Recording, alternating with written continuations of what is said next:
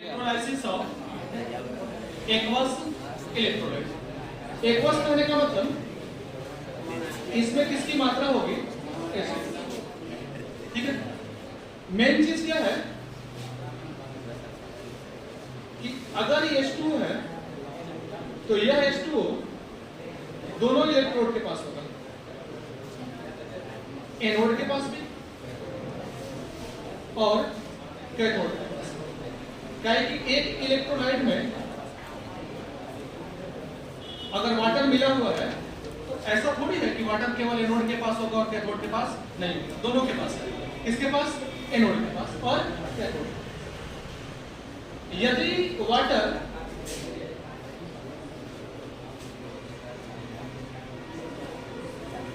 Anode के पास हो, ठीक है, वाटर किसके पास हो? एनोड के पास। तो वाटर जब एनोड के पास होगा तो रिएक्शन तो ऑक्सीडेशन होगा।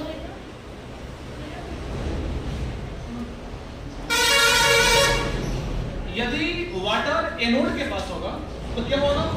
ऑक्सीडेशन। और ऑक्सीडेशन में होता क्या है? लॉस ऑफ इलेक्ट्रॉन या गेन ऑफ इलेक्ट्रॉन? इलेक्ट्रॉन का लॉस होगा कि इलेक्ट्रॉन आएगा? लॉस। तो मान लेते हैं इलेक्ट्रॉन का लॉस होगा। मान ली अगर इलेक्ट्रॉन का लॉस हो रहा है, समझिए बात क्या, तो ई नेगेटिव चार्ज, तो इसको बैलेंस करने के लिए कोई ना कोई पॉजिटिव चार्ज आएगा पॉजिटिव चार्ज। क्या नेगेटिव चार्ज, पॉजिटिव चार्ज और इधर का H2O सारा चीज बैलेंस है? तो उत्तर है नहीं। अब बैलेंस करने के लिए क्या कर दिए? 2H2O। अब 2H2O कर दिए तो H प्लस में भी कितना करना होगा? 4H plus. क्या करना होगा? 4H plus. इलेक्ट्रॉन में भी क्या करना होगा? 4H प्लस निकलेंगे तो 4 ही इलेक्ट्रॉन निकलेंगे। अब 4H प्लस 4 इलेक्ट्रॉन, अभी भी क्या बचा हुआ है? ऑक्सीजन। कितना ऑक्सीजन? 2। ओके। इसका मतलब क्या है कि यदि water act as a anode, water anode की तरह व्यवहार कब करेगा? जब किसी इलेक्ट्रोड का स्टैंडर्ड ऑक्सीडेशन पोटेंशियल वाटर के एसओपी से कम होगा। इलेक्ट्रोड मेटल, उसका एसओपी वाटर से क्या होगा? कम होगा, तो ऑक्सीडेशन इसका होगा। अगर मेटल का एसओपी वाटर से ज्यादा होगा तो फिर उसका होगा। अब उसका होगा तो फिर कोई डाउट नहीं, और इसका होगा तो रूल। H2O का होगा तो रूल। कैसा रिएक्शन होगा भाई? तो ऑक्सीडेशन होगा, तो ये रिएक्शन होगी। अगर ये रिएक्शन होगा, ध्यान देंगे, तो इलेक्ट्रोलाइटिक जो सॉल्यूशन है उस सॉल्यूशन में किसकी मात्रा बढ़ते जाएगी? H प्लस की बढ़ेगी ना। अगर H प्लस की मात्रा इस सॉल्यूशन में बढ़ते जाएगी तो सॉल्यूशन बिकम एसिडिक। बताओ सॉल्यूशन क्या बन जाएगा? अम्लीय। मतलब यदि किसी मेटल इलेक्ट्रोड के रूप में है और उसका ऑक्सीडेशन ना हो करके H2O का ऑक्सीडेशन होता है, क्या हो रहा है? H2O का ऑक्सीडेशन हो रहा है, तो उस ऑक्सीडेशन के क्रम में लॉस ऑफ इलेक्ट्रॉन होगा, H प्लस की कंसंट्रेशन बढ़ेगी, और अगर सॉल्यूशन में H प्लस का कंसंट्रेशन बढ़ता है तो सॉल्यूशन बिकम एसिडिक। क्यों? क्योंकि लॉग का पीएच का जो फार्मूला होता था वो माइनस लॉग H प्लस है, माने H प्लस का कंसंट्रेशन बढ़ाएंगे तो सॉल्यूशन क्या होगा? होता क्या है? H प्लस का अगर कंसंट्रेशन आप बढ़ा रहे हैं तो पीएच का वैल्यू घटता है। अब पीएच का वैल्यू घटता है, हाँ, पीएच का वैल्यू घटता है। अब पीएच का वैल्यू घटेगा क्योंकि जो हम साल्ट लेंगे ना, साल्ट, इलेक्ट्रोलाइटिक साल्ट तो न्यूट्रल होता है, उदासीन। अब उदासीन से हम, मतलब उदासीन का मतलब पीएच वैल्यू कितना? 7। अब उदासीन से हम घटेंगे तब में क्या बनेंगे? एसिडिक। तो उदासीन से बढ़ेंगे तब एसिडिक बनेंगे, घटेंगे तब। अगर बात है कि अगर water act as a anode रहेगा तो ये रिएक्शन होगा, H प्लस की मात्रा बढ़ेगी। लेकिन सवाल नंबर दूसरा है कि यदि वाटर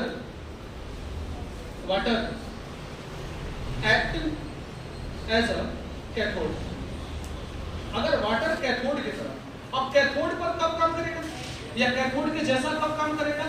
तो जब इलेक्ट्रोड के रूप में जो मेटल है उसका एसआरपी वाटर से क्या होगा, कम होगा। वाटर से अगर कम होगा तो वाटर कैथोड की तरह व्यवहार करेगा, और अगर एसआरपी वाटर से क्या होगा, ज्यादा होगा, तो फिर उस मेटल का काम होगा, इसका काम नहीं होगा। लेकिन हम मान रहे हैं कि वाटर का एसआरपी ज्यादा है और यह कैथोड की तरह व्यवहार कर रहा है, तो इसका रिएक्शन क्या बनने वाला है, क्या बनने वाला है? क्या इसमें लॉस ऑफ इलेक्ट्रॉन होगा या गेन ऑफ इलेक्ट्रॉन होगा? गेन ऑफ इलेक्ट्रॉन, मतलब इधर तो इलेक्ट्रॉन जुटने वाले हैं।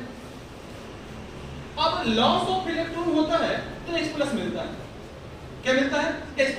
अगर गेन ऑफ इलेक्ट्रॉन होगा तो क्या मिलने वाला है, OH-। क्या मिलने वाला है, OH-।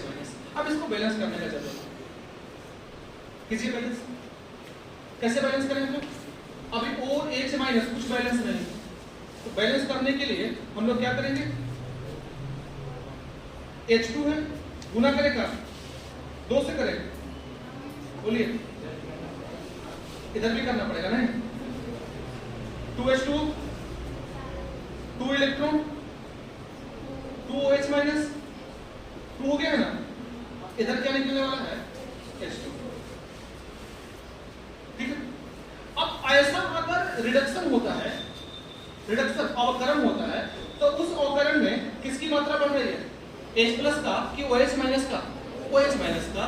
तो अगर OH- का मात्रा बढ़ेगा तो सॉल्यूशन बिकम बेसिक। बेसिक मतलब क्षारीय, मतलब OH- की मात्रा बढ़ेगी, OH- की मात्रा बढ़ेगा, यानी कंसंट्रेशन ऑफ OH- बढ़ेगा, तो pH का वैल्यू क्या होगा, घटेगा कि बढ़ेगा, pH का वैल्यू भी बढ़ेगा।